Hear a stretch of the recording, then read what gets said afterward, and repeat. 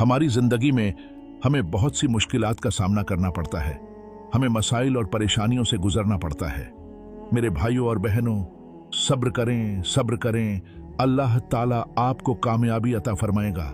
आपको जान लेना चाहिए कि कामयाबी उसे मिलती है जो सबसे ज्यादा सब्र करने वाला हो। कामयाबी सब्र के साथ आती है। अगर आप सब्र करेंगे तो आप कामयाब होंगे, और अगर आपने हिम्मत हार दी तो यही वह लम्हा होगा जब आप हकीकत में शिकस्त खा जाएंगे। सूरतुल फतह में जो मक्का की फतह के बारे में नाजिल हुई, सारी बात हुदैबिया के गिर्द घूमती है। हुदैबिया क्या था? मुसलमानों ने फैसला किया कि हम उम्रा अदा करने जाना चाहते हैं। मुसलमानों ने यह तय किया कि हम हथियार नहीं लेकर जाएंगे, हम लड़ने के लिए नहीं जा रहे, हम मक्का जा रहे हैं। हम एहराम बांधना चाहते हैं। मक्का में कुरैश मौजूद थे, हम मदीना में थे और उनसे हालत ए जंग में थे। लेकिन मक्का एक मुकद्दस मकाम है और हम वहां जाना चाहते हैं। चनाचे मुसलमान रवाना हुए, शायद 1400 या 1500 अफराद के करीब। जब वह मक्का के करीब पहुंचे तो एक मकाम पर, जिसे हुदैबिया कहते हैं, उन्होंने कयाम किया। उन्होंने मक्का में कासिद भेजा ताकि कुरैश को पैगाम दे सकें कि हम सिर्फ उम्रा की नीयत से आए हैं। इस दौरान एक अफवाह फैली कि जो कासिद हजरत उस्मान भेजे गए थे उन्हें मक्का वालों ने कत्ल कर दिया है। नबी करीम सल्लल्लाहु अलैहि वसल्लम इस खबर से बहुत रंजीदा हुए और फरमाया कि हम बिना हथियार आए हैं, हम लड़ने नहीं आए थे। लेकिन अगर यह खबर सच है तो हम इंतकाम के लिए तैयार हैं। तमाम सहाबाए किराम ने नबी करीम सल्लल्लाहु अलैहि वसल्लम के हाथ पर बैत की कि आप जो हुक्म देंगे हम वही करेंगे। अगर आप फरमाएंगे कि लड़ना है तो हम लड़ेंगे, हम हक और सच्चाई के लिए अपनी जानें कुर्बान कर देंगे। अल्लाह ताला को यह बैत इतनी पसंद आई कि वह उनसे राजी हो गया। आप सूरह फतह की आयत नंबर 18, सूरह नंबर 48 देखें। अल्लाह ताला फरमाता है, यकीनन अल्लाह उन मोमिनों से राजी हो गया जिन्होंने दरख्त के नीचे आपसे बैत की। यह बैत हुदैबिया के मकाम पर एक बड़े दरख्त के नीचे हुई थी। एक और रिवायत में नबी सल्लल्लाहु अलैहि वसल्लम ने उन खुश नसीब सहाबा के बारे में फरमाया कि उनका जन्नत में मुकाम है। उनमें वो 313 सहाबा भी शामिल हैं जिन्होंने ग़ज़वा-ए बदर में शिरकत की थी।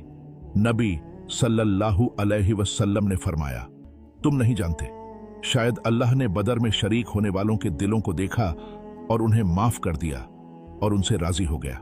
यह अल्लाह का इनाम है। मेरे भाइयों और बहनों, यह समझना जरूरी है कि जब अल्लाह आपसे राजी हो जाता है तो वो आपको कामयाबी अता फरमाता है। इसी मौके पर कुरैश के कुफ्फार बाहर आए और उन्होंने फैसला किया कि मुसलमानों के साथ एक मुआहदा करना चाहते हैं। उन्होंने आकर नबी सल्लल्लाहु अलैहि वसल्लम से कहा, हम आपके साथ एक मुआहदा करेंगे, 10 साल तक जंग नहीं करेंगे, और इसके अलावा कुछ और शरायत भी थीं। ये तमाम शरायत उनके हक में थीं और मुसलमानों के खिलाफ। मैं तफसील में नहीं जाना चाहता क्योंकि मैं हुदैबिया के मुआहिदे की तफसील में बात नहीं करना चाहता, लेकिन अगर आप इन निकात को देखें तो बज़ाहिर यूं लगता था कि मुसलमान नुकसान में हैं, क्योंकि ये निकात बहुत गैर मुनसिफाना लगते थे। लेकिन नबी करीम सल्लल्लाहु अलैहि व आलिहि वसल्लम ने फैसला किया कि वो इन शराइत को कबूल करेंगे।